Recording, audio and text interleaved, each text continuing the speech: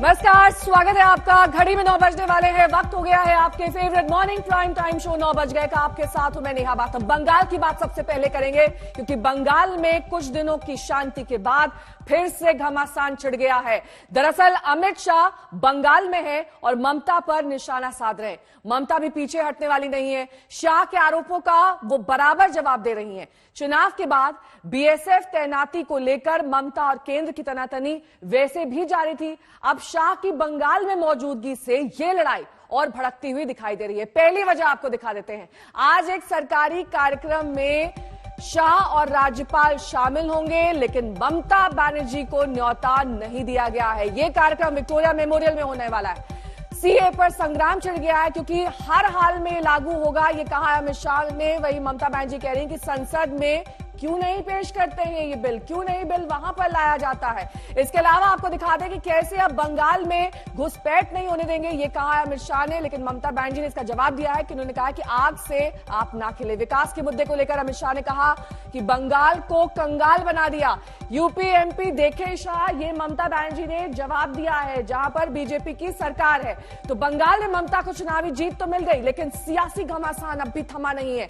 BJP ने फिर ममता से लोहा लेना शुरू कर दिया है। अमित शाह ने ऐलान किया कि सीए लागू होकर रहेगा। आज भारत सरकार में कार्यक्रम में ममता की अनदेखी पर भी सियासत होनी तय है।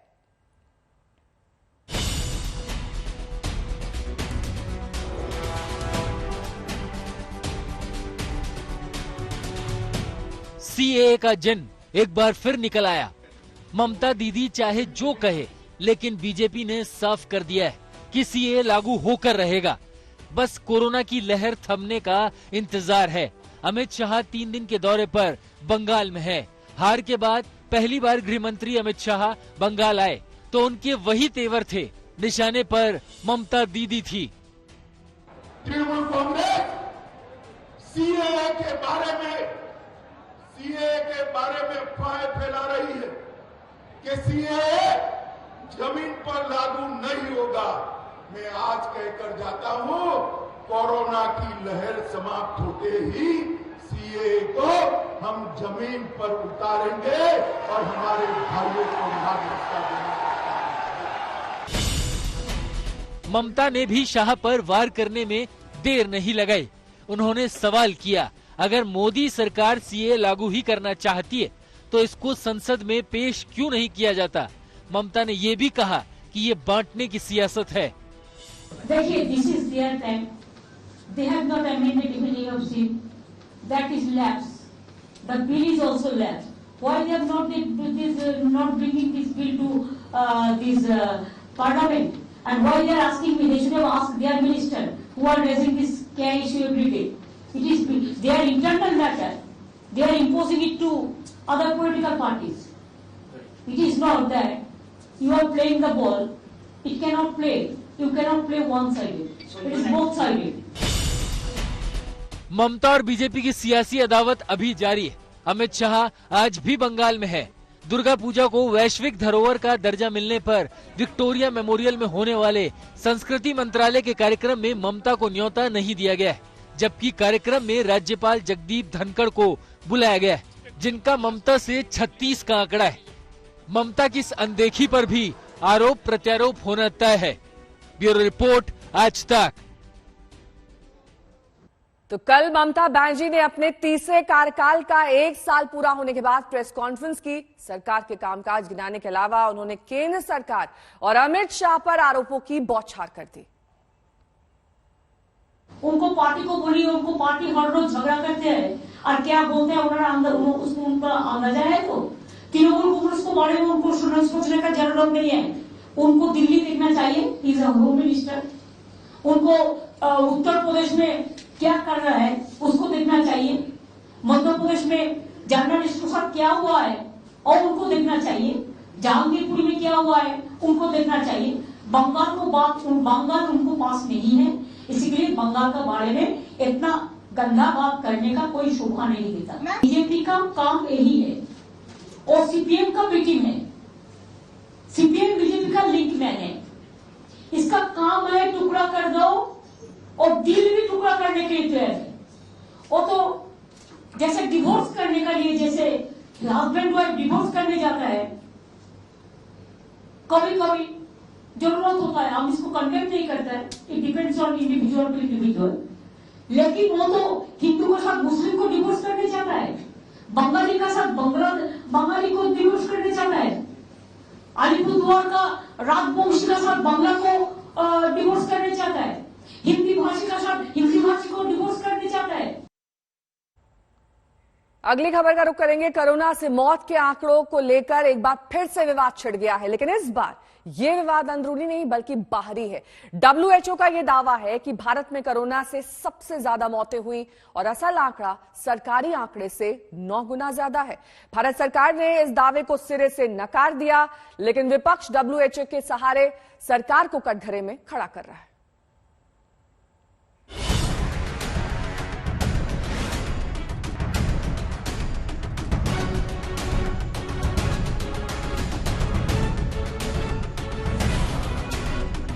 जो आरोप अभी तक विपक्षी पार्टियां लगाती रही हैं, उसे विश्व स्वास्थ्य संगठन जैसे बड़े संगठन ने अपनी रिपोर्ट में आंकड़ों की शक्ल में पेश कर दिया है। मामला देश में हुई कोरोना से मौत का है।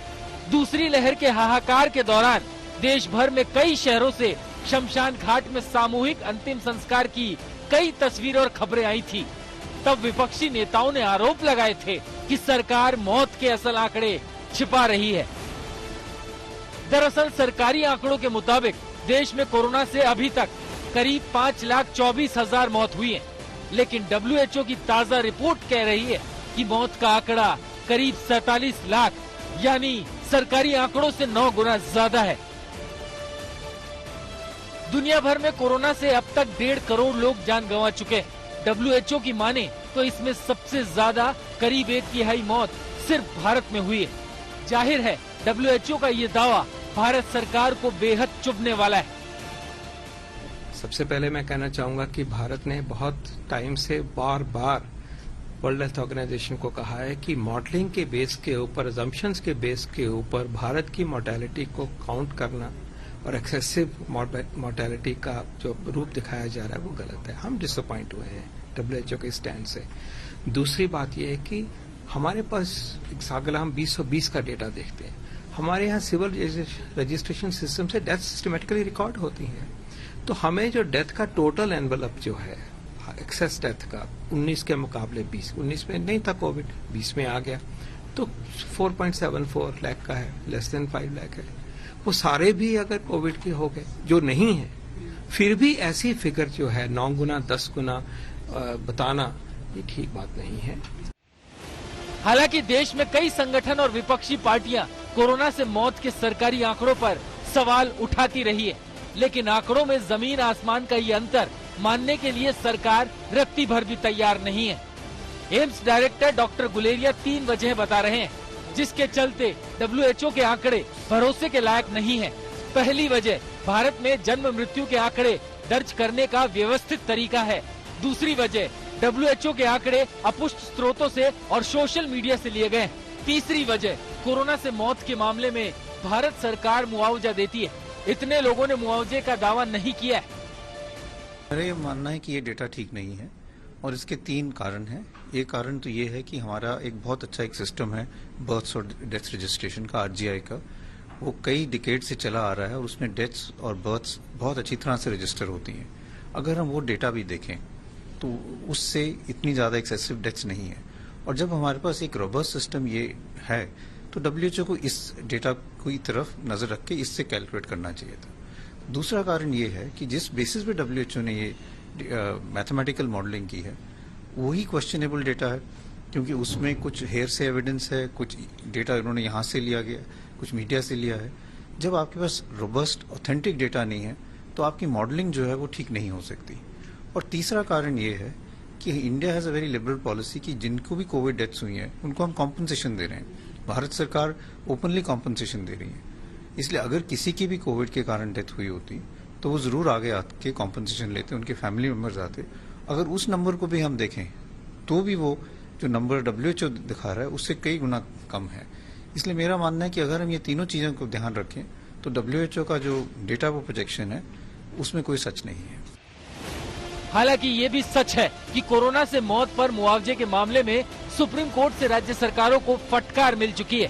कोर्ट ने भी कहा था कि मौत के सरकारी आंकड़े 100% सही नहीं है, इसलिए मुआवजे की अर्जी खारिज करने से पहले सरकारें अच्छे से सोच विचार कर लें। पहले सुप्रीम कोर्ट की टिप्पणी और अब WHO की रिपोर्ट। विपक्षी पार्टियों को सरकार पर वार के 2-2 हथियार मिल गए। आखिर सरकार ने ऐसा क्यों किया? जानबूझकर मौत के आंकड़ों को छुपाने का कुत्सित काम क्यों किया? ये एक डिजास्टर था और ये बहुत बड़ा डिजास्टर था और 4 लाख कॉम्पेंसेशन हर विक्टिम को सरकार को देना था, जो अभी तक नहीं दिया गया है, बेहयाई से नहीं दिया गया है।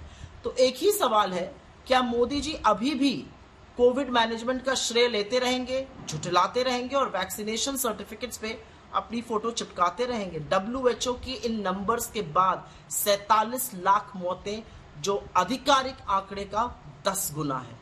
ये कोई और सरकार नहीं है, ये WHO है, एक इंटरनेशनल ऑर्गेनाइजेशन है जिसके लिए साथ भारत हमेशा काम करता रहा है। उसने कहा कि जो आंकड़े आपने दिए हैं वो सही आंकड़ों से बहुत अलग है और सही आंकड़ों के हिसाब से जितनी मृत्यु आपने बताया था कोविड में हुई है उससे लगभग 9-10 टाइम्स ज्यादा हुई। कोरोना को लेकर बीते 2 साल में WHO की भूमिका कई बार सवालों के घेरे में आई है। चीन, जहां से वायरस पूरी दुनिया में फैला, उस पर WHO की खास कृपा दिखती है। इसी के चलते वो कई बार अमेरिका के भी निशाने पर आ चुका है। ब्यूरो रिपोर्ट, आज तक। अगली खबर का रुख करेंगे। आज देश के ऐतिहासिक विवाद में बड़ा दिन है। दरअसल वाराणसी में काशी विश्वनाथ मंदिर और ज्ञानवापी मस्जिद विवाद में आज कुछ ऐसा एक्शन होगा जिससे ये विवाद सुलझने की तरफ बड़ा कदम बढ़ा सकता है। आज कोर्ट के आदेश के बाद पहली बार काशी विश्वनाथ मंदिर और ज्ञानवापी मस्जिद का सर्वे होना है। हिंदू पक्ष का दावा है कि जहां ज्ञानवापी मस्जिद मौजूद है उसके अंदर ही श्रृंगार गौरी और दूसरे विग्रह मौजूद है।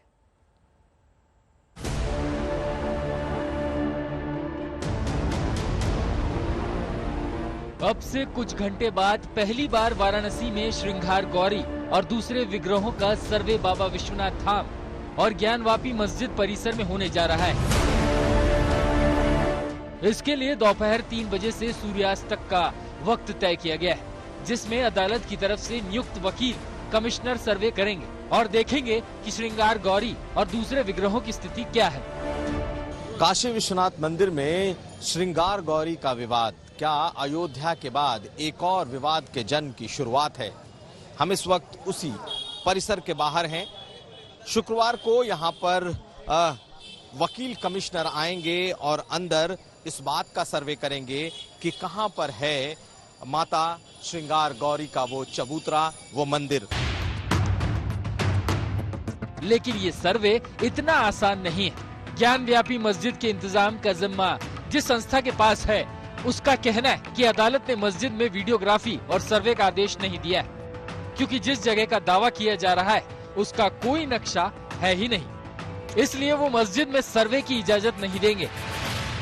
कोर्ट ने कोई भी ऑर्डर ये नहीं किया है कि ज्ञानवापी मस्जिद में घुस करके कोई चीज आप वीडियोग्राफी करावें, क्योंकि खुद उनके मुताबिक अभी तक यही कहा जा रहा है कि जो माँ श्रृंगार गौरी का जो मूर्ति है वहाँ पर, वह मस्जिद के वेस्टर्न दीवार के बाहर है। तो अगर बाहर है तो मंदिर में घुसने का सवाल ही पैदा नहीं होता है। और सबसे इम्पोर्टेंट चीज ये है कि मंदिर में, मस्जिद में घुसने के लिए कोर्ट ने कोई ऑर्डर किया ही नहीं है। इस केस में एक नया मोड़ तब आया जब 18 अगस्त 2021 को एक नया पक्ष स्थानीय अदालत में गया और उसने गौरी, गणेश सहित दूसरे देवी देवताओं की पूजा का अधिकार मांगा। अभी साल में एक बार ही गौरी गणेश की पूजा की इजाजत है। अब पूजा तो हम लोग संभव हो सका है प्रतिदिन करने का, लेकिन अभी जो हम लोग की काफी मूर्तियां हैं, माँ श्रृंगार गौरी हैं और नंदी जी हैं, गणेश जी हैं, हनुमान जी हैं, बहुत सी ऐसी मूर्तियां हैं जो वो अंदर है, कॉरिडोर के अंदर है, उसके जो बैरिकेटर बना हुआ है उसके अंदर है। अदालत ने विवाद को सुलझाने के लिए पूरे परिसर की वीडियोग्राफी और सर्वे का आदेश क्यों दिया, इसे भी समझिए। तो ऐसा कोर्ट का आदेश है और उत्तर प्रदेश सरकार उस आदेश का पालन कराएगी, या मुझे लगता है कि उत्तर प्रदेश सरकार कोर्ट के आदेश को पालन कराने में सक्षम है, करा देगी। क्या ये जो मस्जिद परिसर है ज्ञानवापी उसके भीतर है? मस्जिद में नहीं है, ब्रैकेटिंग के अंदर कर दिया गया है। मंदिर को घेर करके ब्रैकेटिंग के अंदर कर दिया गया है, उसके अंदर है। माना जा रहा है कि इस वीडियोग्राफी और सर्वे के बाद अगर कोर्ट गौरी गणेश और दूसरे विग्रह सहित तहखाने पर कोई राय बनाता है तो फिर ज्ञानवापी मस्जिद और काशी विश्वनाथ मंदिर का ऐतिहासिक विवाद किसी निर्णायक स्थिति की ओर मुड़ जाएगा। कुमार अभिषेक, वाराणसी, आज तक। तो क्या माना जाए कि राम मंदिर की तरह काशी में भी समाधान का रास्ता निकलने वाला है? आइए जानते और समझते हैं कि काशी विश्वनाथ मंदिर और ज्ञानवापी मस्जिद का विवाद क्या है असल में।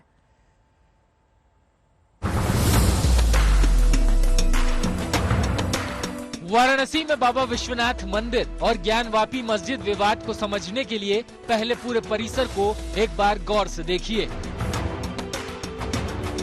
बाबा विश्वनाथ और ज्ञानवापी मस्जिद एक ही परिसर में मौजूद है। ज्ञानवापी मस्जिद को लेकर हिंदू पक्ष का दावा है कि इस विवादित ढांचे के नीचे ज्योतिर्लिंग है। हिंदू पक्ष के दावे के मुताबिक ढांचे की दीवारों पर देवी देवताओं के चित्र भी प्रदर्शित है। काशी विश्वनाथ मंदिर को औरंगजेब ने 1664 में नष्ट कर दिया था। फिर इसके अवशेषों से मस्जिद बनवाई, जिसे मंदिर की जमीन के एक हिस्से पर ज्ञानवापी मस्जिद के रूप में माना जाता है। काशी विश्वनाथ ज्ञानवापी मामले में 1991 में वाराणसी कोर्ट में मुकदमा दाखिल हुआ था।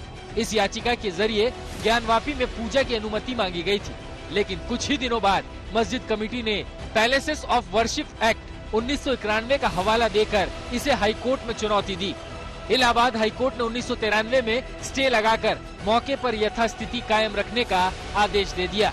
हालांकि स्टे ऑर्डर की वैधता पर सुप्रीम कोर्ट में सुनवाई हुई और फैसले के बाद 2019 में वाराणसी की कोर्ट में फिर से इस मामले की सुनवाई शुरू हो गई। वाराणसी की सिविल जज senior division fast track court से एएसआई को ज्ञानवापी मस्जिद के सर्वेक्षण की मंजूरी दे दी गई।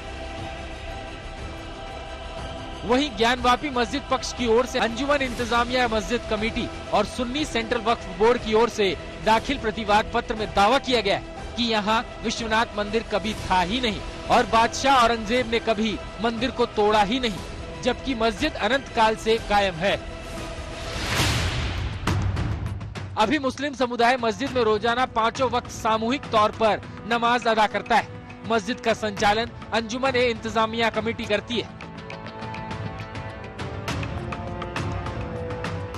हिंदू पक्ष की मांग है कि ज्ञानवापी परिसर को मुस्लिम पक्ष से खाली कराकर इसे हिंदुओं को सौंप देना चाहिए और उन्हें श्रृंगार गौरी की पूजा करने की इजाजत भी दी जानी चाहिए। कुमार अभिषेक, वाराणसी, आज तक।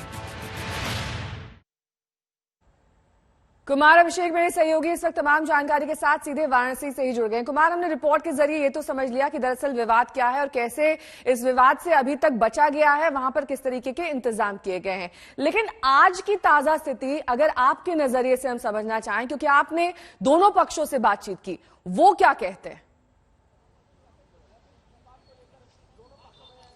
बिल्कुल नेहा, हम उस बात को बताएं उसके पहले आपको मैं पहले जरा दृश्य दिखा देता हूं जहां मैं खड़ा हूं। ये 4 नंबर गेट है, मुख्य दरवाजा है इस काशी विश्वनाथ धाम का, और इसके ठीक भीतर जो वो जगह है, जो परिसर है जहां पर कहा जा रहा है कि यहीं पर माता श्रृंगार गौरी का चबूतरा है और दूसरे विग्रह हैं, वहां पहुंचेंगे। दूसरी तरफ हम आपको दिखाएं अपनी बाईं तरफ, तो वो ज्ञानवापी परिसर है जिसके बारे में ये बताया गया है कि इसके भीतर कई विग्रह हैं और इसी को लेकर के जो ज्ञानवापी के से सटा हुआ एक चबूतरा है जिसे कहा जाता है कि वो माता श्रृंगार गौरी का चबूतरा और मंदिर है और विग्रह उसके आसपास हैं, उसी का सर्वे होगा। लेकिन आज जो सर्वे होना है दरअसल 3 बजे से लेकर सूर्यास्त के वक्त के बीच में ये सर्वे होगा और जो दोनों पक्ष हैं, हिंदू पक्ष है, उसका मानना है कि जितनी बातें उन्होंने कही हैं, यानी कि जो वादी महिलाएं हैं उन्होंने जो कहा है कि उनके हिंदू देवी देवता अंदर मौजूद हैं, उनके तहखाने हैं, नंदी जी हैं और श्रृंगार गौरी का जो चबूतरा है, वो चीजें वो उन चीजों का आज सर्वे होगा और इस सर्वे में कहीं ना कहीं ये चीजें कोर्ट के सामने दिखाई जाएंगी कि इसमें क्या क्या चीजें रखी गई हैं। लेकिन मुस्लिम पक्ष का ये कहना है नेहा कि चूंकि कोर्ट के आदेश में कहीं भी मस्जिद परिसर का जिक्र नहीं है, इसलिए वो अंदर नहीं जा सकते। और अगर कोई अंदर जाएगा तो फिर ये कंटेम्प्ट ऑफ कोर्ट होगा, इसलिए वो इसका विरोध कर रहे हैं। कुल मिलाकर ये देखना होगा कि जब सर्वे के लिए आते हैं तब की क्या स्थिति बनती है। नेहा, ठीक है, बहुत बहुत शुक्रिया कुमार अभिषेक इस तमाम जानकारी के लिए। आपका अगली खबर का रुख करेंगे जो कि हैदराबाद से आ रही है, जहां पर बुधवार रात एक युवक का सरेआम कत्ल कर दिया गया। नागराजू नाम के शख्स ने दूसरे धर्म की युवती से प्रेम विवाह किया था। हत्या के वक्त उसकी पत्नी सुल्ताना भी साथ थी। सुल्ताना के भाई समेत 2 लोगों पर हत्या के आरोप में वो गिरफ्तार हो चुके हैं और इस मामले को लेकर काफी हंगामा भी बरपा। पहली बार हत्या की चश्मदीद सुल्ताना ने कैमरे के सामने अपनी आप बीती बयां की है। सर कोई भी हेल्प के लिए नहीं है सर, ये तो मतलब कुछ जंगल में वैसा भी नहीं, ये तो मतलब पूरा ट्रैफिक था सर, बहुत लोग थे कि पूरा फुल ट्रैफिक था। मतलब वहाँ पे ऐसा नहीं था कि मेरे रात की जान नहीं बचा सकते बोले जैसा कुछ भी नहीं था सर। अगर ये समाज अच्छा रहा तो मतलब एक इंसान की जान जा रही बोले तो वो लोग को तकलीफ क्या है मालूम बोले तो वो हेल्प करे तो आज राज बोल के नहीं किसी को भी ऐसा जान नहीं जाती सर। मेरा राज आज जिंदा रहते थे, लेकिन मैं सबको मतलब बाइक्स पे जो जाते ना नाश्ता कर बाइक्स पे जो जाते ना उनको सबको हेल्प पूछी सर, मतलब सबको बचाने के लिए बोली लेकिन कोई भी नहीं बचाए। और मेरे भाई राड लेके पूरा सर फोड़ दिए सर, मतलब जो भेजा हुए रहता ना सब पूरा बाहर आ गया मेरे हस्बैंड का। और मैं बचाने के लिए हेल्प कर रही सर, लेकिन वो लोग मतलब एक मेरे भाई को बाजू में हटाए तो और एक जने आके मारते गए सर उनको। एक 15 या 20 मिनट्स तो भी मारे, लेकिन उतनी देर भी कोई भी नहीं है। जब उनका इंतकाल मतलब उनको सांस चले गई ना, जब 100 मेंबर्स या वैसा सब आके जमा हो गए। अगली खबर का रुख करेंगे। 2 साल बाद भक्तों को आज फिर से बाबा केदार के दर्शन मिल रहे हैं। सुबह शुभ मुहूर्त में रीति रिवाज के साथ केदारनाथ मंदिर के कपाट खोल दिए गए। इस मौके पर उत्तराखंड के सीएम पुष्कर सिंह धामी करीब 10,000 श्रद्धालुओं के साथ वहां पर मौजूद रहे। ओम नमः शिवाय।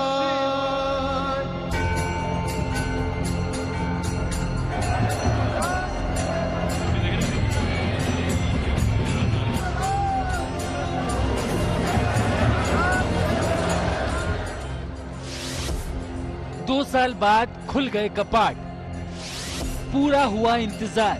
जय बाबा केदार।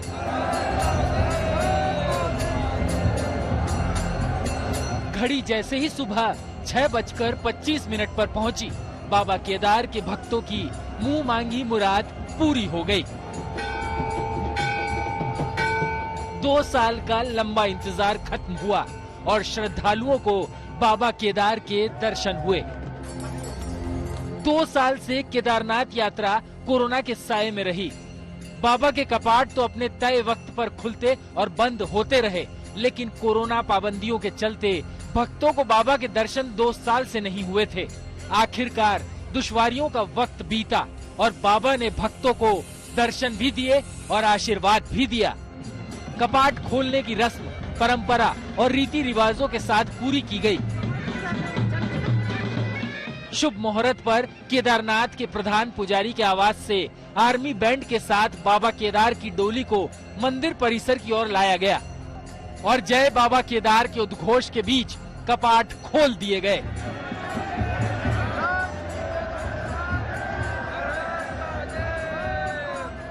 उत्तराखंड के मुख्यमंत्री पुष्कर सिंह धामी भी इस खास मौके पर मौजूद रहे। केदारनाथ मंदिर को करीब 15 क्विंटल फूलों से सजाया गया है। आज कपाट खुलने के मौके पर दर्शनों के लिए 10,000 से ज्यादा श्रद्धालु मौजूद रहे। 31 मई तक केदारनाथ यात्रा के लिए 1,90,000 श्रद्धालुओं का रजिस्ट्रेशन हो चुका है। हेलीकॉप्टर से केदारनाथ यात्रा के लिए 5 जून तक एडवांस बुकिंग हो चुकी है। गौरीकुंड से केदारनाथ धाम तक के 21 किलोमीटर के पैदल रास्ते पर भी भारी तादाद में श्रद्धालु हैं। गंगोत्री और यमुनोत्री धाम के कपाट पहले ही खुल चुके हैं। केदारनाथ धाम के बाद अब 8 मई को बद्रीनाथ के कपाट भी खोल दिए जाएंगे। इसी के साथ 4 धाम यात्रा 2 साल बाद पूरी तरह से संचालित हो जाएगी।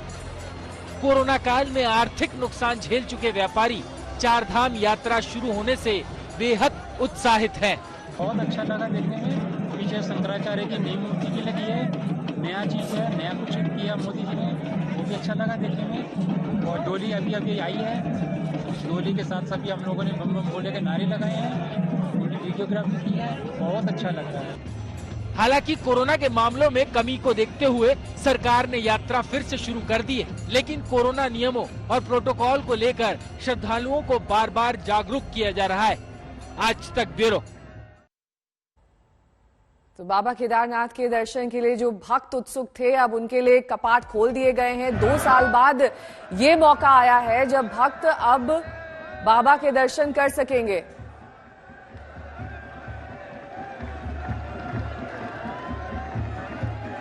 पुष्कर सिंह धामी उत्तराखंड के सीएम आज इस मौके पर मौजूद थे जब कपाट खोले गए। उनके साथ 10,000 भक्तों का जत्था भी मौजूद था और बाबा के दर्शन के लिए वहां पर मंदिर में खास तैयारियां की गई थी। मंदिर को सजाया गया है, कई क्विंटल फूलों का इस्तेमाल किया गया है और बाबा के पुजारी किस तरीके से खास होते हैं ये हम आपको दिखा रहे हैं।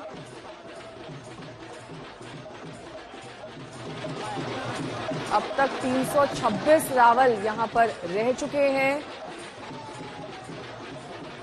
रावल का दर्जा गुरु का होता है और ऐसे में पौराणिक काल में असुरों से परेशान देवता थे। किस तरीके से केदारनाथ धाम की महिमा रही है ये भी जान लीजिए, क्योंकि देवताओं ने भगवान शिव की मदद मांगी थी।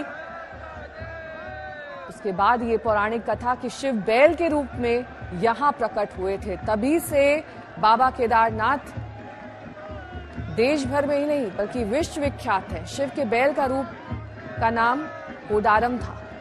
कोडारम से ही नाम केदारनाथ धाम पड़ा।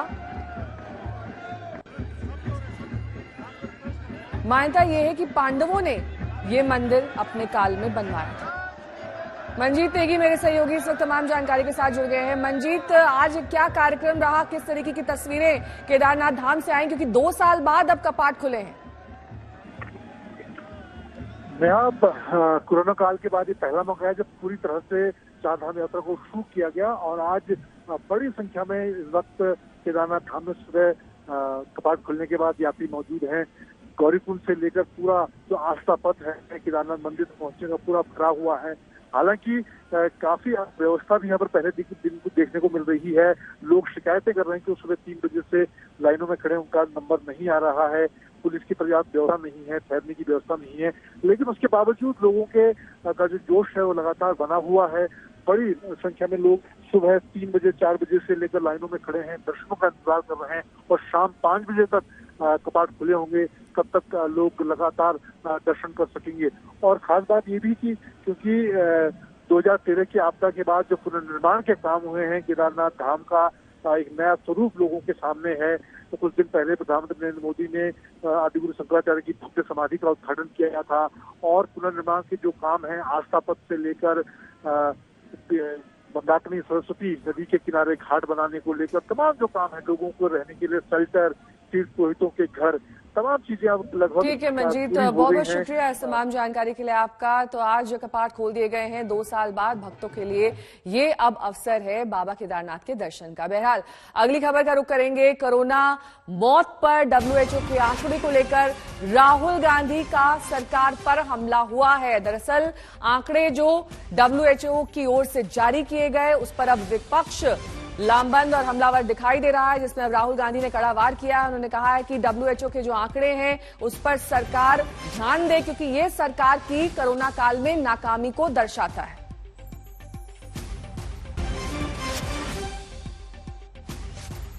और इस बीच बड़ी खबर आपको बता दें, बीजेपी नेता तेजिंदर बग्गा को गिरफ्तार कर लिया गया है। पंजाब पुलिस ने उनको दिल्ली से गिरफ्तार किया है।